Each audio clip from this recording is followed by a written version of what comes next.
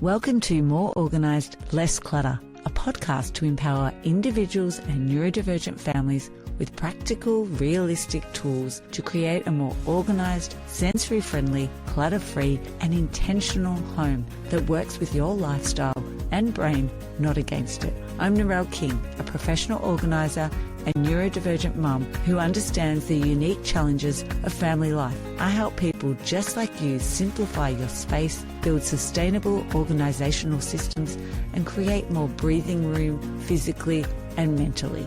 Every fortnight, you'll hear solo episodes and guest conversations filled with practical strategies on decluttering, home organisation, routines for neurodivergent families, mindful living, and how to build a home that feels safe, calm and functional. You'll walk away with actionable takeaways you can implement even if you only have 10 minutes to spare.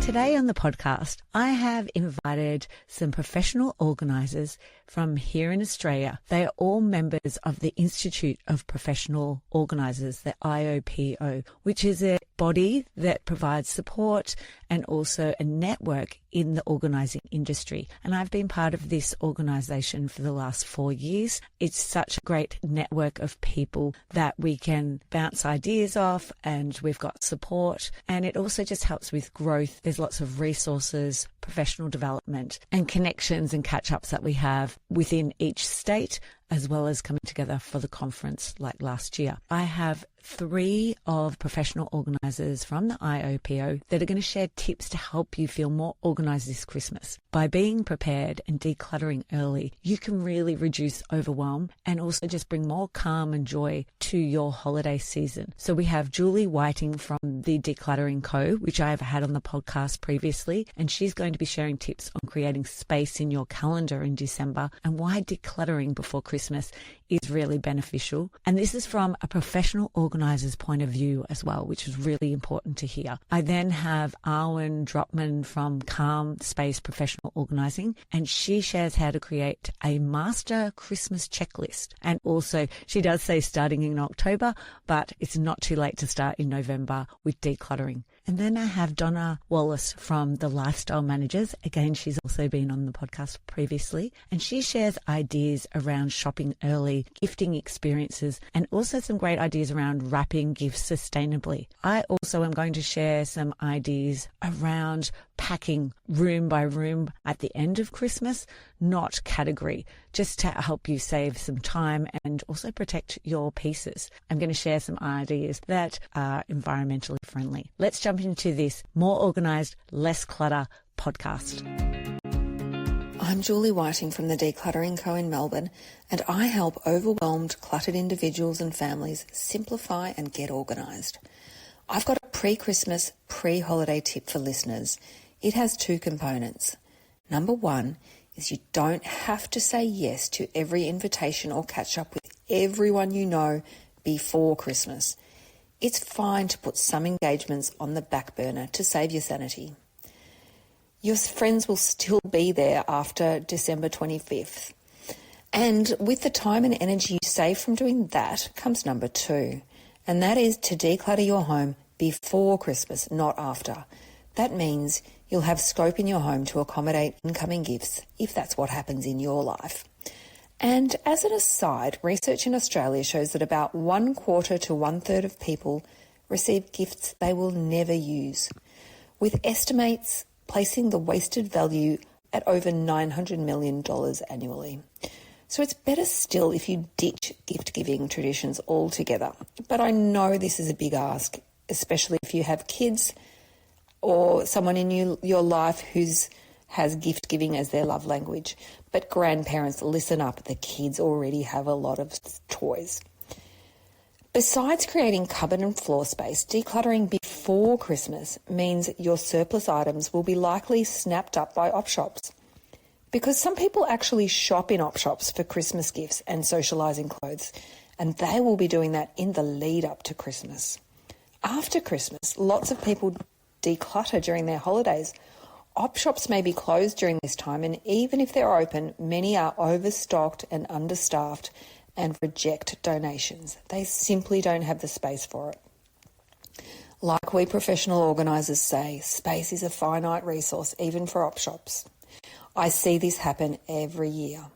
So if you want to keep your decluttered goods out of landfill and into the right hands, get them into op shops as soon as possible. I mean, who wants to spend their holidays decluttering anyway? You could spend your holidays catching up with the people you deferred during the silly season. So roll up your sleeves and start decluttering now, just thinning out all your cupboards and shelves. Anything you haven't used in a year could be a candidate to end up in someone else's Christmas stocking. Hello, I'm Arwen from Calm Space Professional Organising in Brisbane, Australia. I help people who are overwhelmed or find it hard to let go of their possessions, declutter and organise their spaces. Today I want to share 2 ideas that work nicely together for an organised Christmas. The first is my rule of thumb that an organised Christmas starts in October, and the second is to gather all your Christmas preparation tasks into a master Christmas checklist. Now I know you may be listening to this podcast in November, but stick with me because you can still implement some of these concepts this year and in the years to come. Let me explain how these 2 ideas connect. When you start in October, you're giving yourself enough time to work through your checklist in a steady, manageable way instead of a last-minute scramble. And your Christmas checklist is one comprehensive list of everything that needs to happen each Christmas. Buying presents, menu planning, delegating responsibilities, and putting up decorations. But the real beauty of this strategy is that you save this list and bring it out every year. Each time you use it, you get a chance to refine and improve it for next time. So why do checklists work so well for Christmas planning? 3 reasons. First, they're perfect for recurring tasks that follow the same steps each time. Christmas happens every year, and while small details may change, the structure stays pretty consistent for most people. Second, they prevent decision fatigue. When you're juggling end-of-year work commitments, school events and travel plans, especially here in Australia where Christmas coincides with all of those other events, the last thing you need is to reinvent the wheel every year. Your tasks and priorities are already set in advance. And third, checklists ease the load on your memory and reduce those frustrating oversights, like the sinking feeling when you realise you forgot to buy a gift or didn't plan for someone's dietary requirements at Christmas lunch, meaning last-minute trips to the very busy shopping centre. A good checklist can eliminate that stress. Starting in October might seem early, but allowing enough time to work through your checklist in steady, manageable steps means you can actually enjoy the season. Create your checklist once, and it can be a holiday gift to yourself in the future. Thanks for listening. I'm Arwen from Calm Space Professional Organising in Brisbane, Australia, and I want to finish up by encouraging you to find one thing you can do this week to give yourself the gift of an organised Christmas. Thanks, Narelle, for having me back. Hi everyone, I'm Donna Wallace, Director of the Lifestyle Managers, based in the beautiful Macedon Ranges in Victoria. At the Lifestyle Managers, my team and I help clients across Melbourne, regional Victoria and even interstate to declutter, downsize and simplify their homes and lives. We work with busy families, older adults preparing to move, and anyone who needs a bit of support to get life organised again. We take care of the things on their to-do list that they don't have time to do, don't want to make time to do, or cannot physically do for themselves. I'm so happy to be sharing some tips with you today. I love the holiday season. It's such a happy time, but it can also be a stressful time with end-of-year events, school concerts, work parties, shopping and family gatherings. It can start to feel a little overwhelming. So today I'm sharing some of my favourite organising tips to help you create some calm and enjoy the season a little bit more. My first tip is to take some pressure off by shopping early for both gifts or food. A little planning in October or November can make a huge difference to your budget and stress levels in December. Start by writing a list of people you need to buy for and a few gift ideas beside each name. That way, when you're out and about or shopping online, you can pick things up as you go rather than facing things in one big expensive rush. The same goes for your pantry. Stocking up gradually, particularly for long life items like napkins and drinks, can help spread the cost over several weeks and means you're not hit with a huge grocery bill just before Christmas. Shopping early helps you be more intentional with what you buy. It gives you time to find thoughtful gifts and saves those frantic last-minute dashes to the shops when everything's sold out and traffic is getting heavy. It's a small change that can make December feel a whole lot lighter, financially and emotionally. My next tip is when you're looking at gifts, focus on experiences rather than stuff. Instead of adding more items to already full homes, I love giving the gift of time, memories, or something practical that makes life easier. This could be as simple as a voucher for a local restaurant, zoo tickets, concert tickets, a massage, or a home movie night kit with snacks. For older family members, it might be a gardening workshop or a flower subscription, or even a few hours of help around the home. The beauty of giving experiences is that they can create memories, not clutter. They take the pressure off finding space for new things and focus on what really matters: connection, thoughtfulness, and time together. If the people in your life still prefer to give a physical gift, then another tip I love this time of year is what I call donate and make space. I think this will be a common theme from myself and the other POs on the podcast today. Before the gifts, food and decorations start piling in, take a short moment to make physical and emotional space for the season. That might mean doing a quick pantry tidy before the big Christmas shop, helping the kids choose a few toys to donate, or clearing off the kitchen bench so it feels calm and ready for the festivities. When we make space, we invite in happiness, connection, and the feeling that our homes are ready to celebrate with us. Even just 15 minutes here and there in December can make such a difference. One of the changes I've made as I try to be more environmentally friendly is to purchase beautiful Christmas fabrics and ribbons from Spotlight or Lincraft. I cut the fabric into different size squares or rectangles and use the fabric to wrap presents. It looks gorgeous and they're completely reusable. They also fold neatly back into my wrapping box ready for next year. It's simple, sustainable, and reduces so much waste. Plus it adds that handmade, thoughtful touch that really captures the heart of Christmas. And my recycling bin doesn't fill up with Christmas paper. So a little tip, the fabrics usually go on sale in the new year. So if you miss this Christmas, it's a good chance to stock up for next year. I hope you enjoyed listening to my tips. Whether you're shopping early, giving experiences, making space in your home, or wrapping gifts sustainably, remember, a little preparation can reduce a lot of overwhelm. I'm Donna Wallace from The Lifestyle Managers, and you can find me online at thelifestylemanagers.com.au or through the IOPO Find an Organiser directory. I wish you all a beautifully organised Christmas and holiday season. Thanks for listening.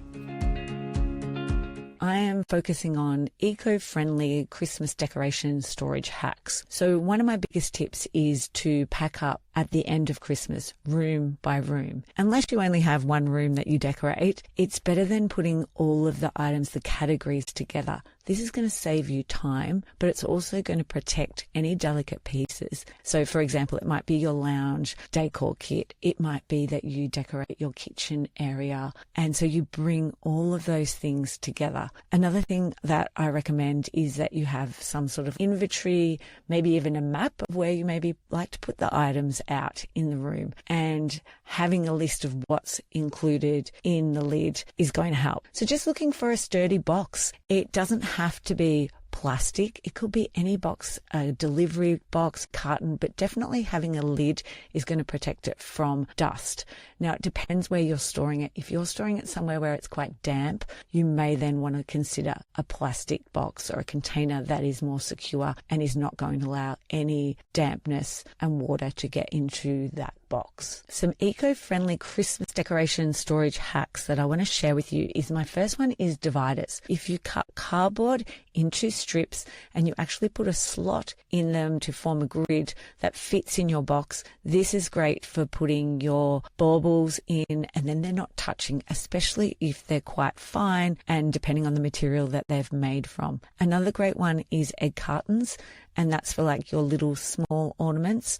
I've also seen a client use the cartons that come in with fruit and they've got the small cells made out of cardboard. The next thing is wrapping your delicate items. Instead of purchasing plastic bubble wrap, think about using fabric offcuts. Maybe it's your tea towels that need replacing. Maybe it's your old pajamas, or it could be some t-shirts, and you could use that fabric and cut it up to use to wrap around your baubles. Also for like a garland, you could be able to put that into a paper bag or even into a paper towel tube. And what I've done is put some fabric over the end with a rubber band just to keep the ends so it can't fall out. Then when it comes to your lights, we don't want them tangled. If you cut a rectangle of cardboard and you just put a notch on the two opposite sides, you can then wrap your lights in a figure 8 and tuck the plug into the notch as well. And then make sure that you label it. So it's got like maybe the length, if they're the indoor lights or outdoor lights,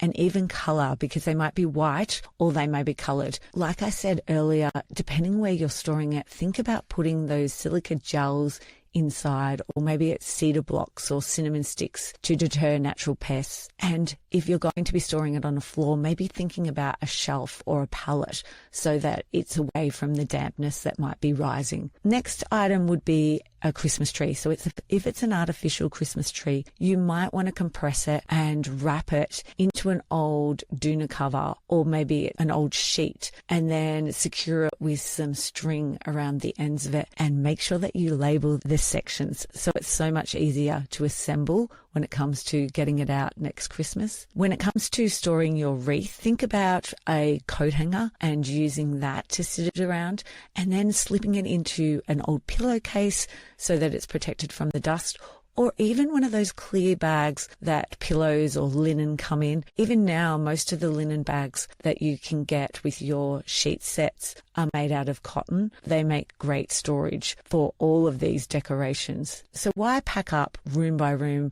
rather than category? It's definitely faster the next year when it goes to decorating. You open that one box for that room and then you just follow the map and the instructions that you've got in there. It also means that there's less plastic. All the packaging you're using is cardboard, textiles, and it's reusing things within your home. This means that it's also going to be better protected by having, say, the grid dividers or using the fabric. It means that things are not going to get scratched. You're not going to be replacing your decorations as often because they're being protected. If you've labelled things and you've included instructions, it means that other people can also help in setting up Christmas in future years to come. I really appreciate the time from the other professional organisers and them sharing knowledge around organising tips for Christmas. And I hope this really helps you to have a more organised, calmer, less overwhelmed Christmas. And I wish you all the joy and happiness over the festive season. Thanks for listening to More Organised,